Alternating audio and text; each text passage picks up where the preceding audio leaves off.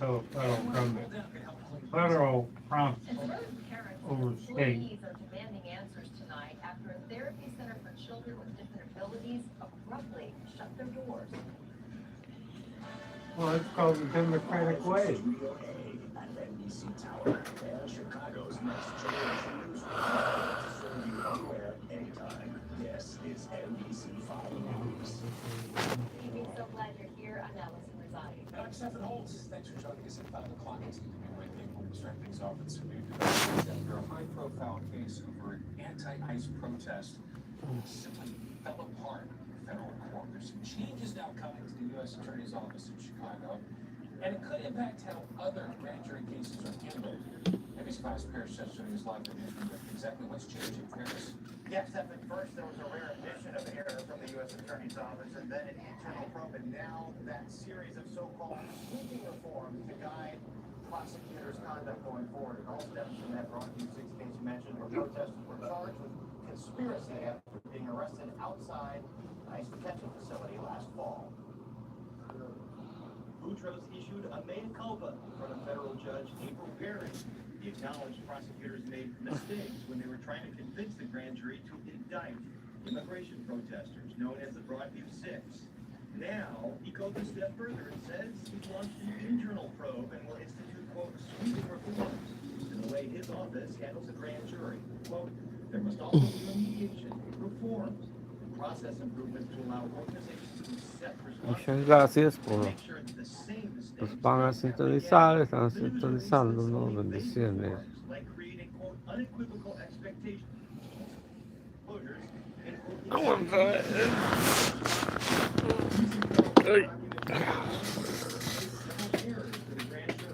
including vouching for the case, improperly contacting jurors outside of court, and kicking out grand jurors who disagreed on bringing charges. And this week, Broadview 6 defense attorney himself of having improper contact with the grand jury. He says these reforms are too late. This is impossible. This is the U.S. Attorney's Office, right? When you take a class that training is not help us. They didn't. You don't need training to know what happened in that grand jury. You cannot happen that way. But Boutros seeks to put to rest concerns that these errors have eroded public trust. Quote, these are clear, bright-line rules that everyone must abide by, which should streamline and simplify the decision-making and disclosure process, as opposed to bedeviling. And U.S. Attorney Boutros' announcement also alludes to swift action on internal personnel matters. It didn't expand on if anyone has lost their job for this. Today's reform come as an attorney in a different case, this one involving Loretto Hospital. Remember, executives there were charged with attempting to defraud the government through a fake COVID testing scheme. Now they're seeking to dismiss that case based on the admitted problems at that U.S. Attorney's office. Allison? More to come for sure. Thank you, Paris. An update now on the recovery of a Northwest Indiana sheriff's deputy who was shot inside a hospital ER last week. The LaPorte County Sheriff's Office tells us that Deputy John Samuelson is still in critical but stable condition, and he has made significant strides in communicating with his Critical but friends, stable? and What the hell is that? He's still gonna die? His canine partner, Bosco. Bosco is inside his room in ICU.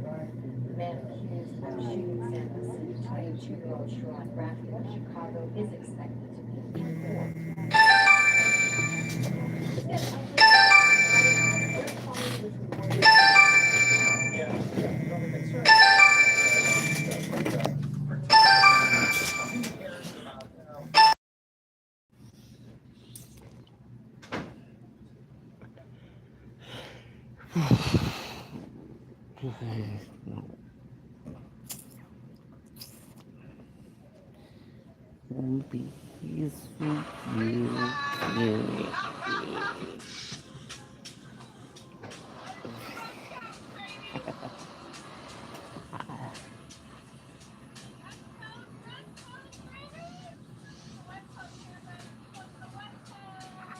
No quiere.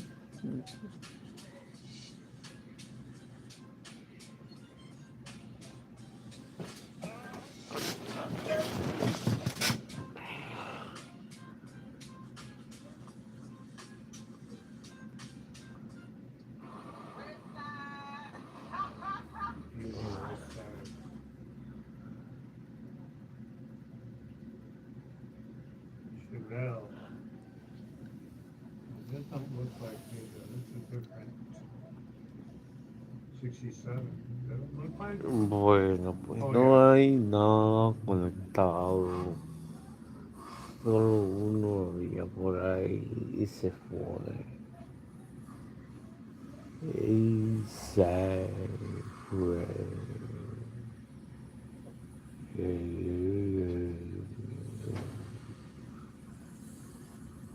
Oh,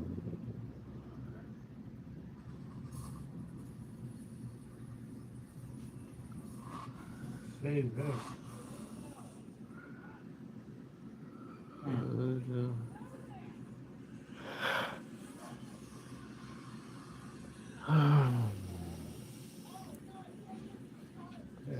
bueno. Bueno, sí, mi hermano se va a conectar. The worst part was it's not about being angry either right now. It's about finding our next steps of care for the kids that desperately needed service. You know, and they relied on this type of service. Many of the parents say they are now on waiting lists for other centers. Some could take months for an opening. In Libertyville, Regina Waldron, NBC5 News.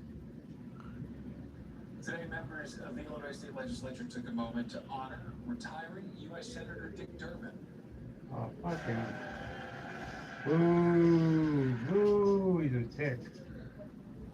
His name follows the name Dick.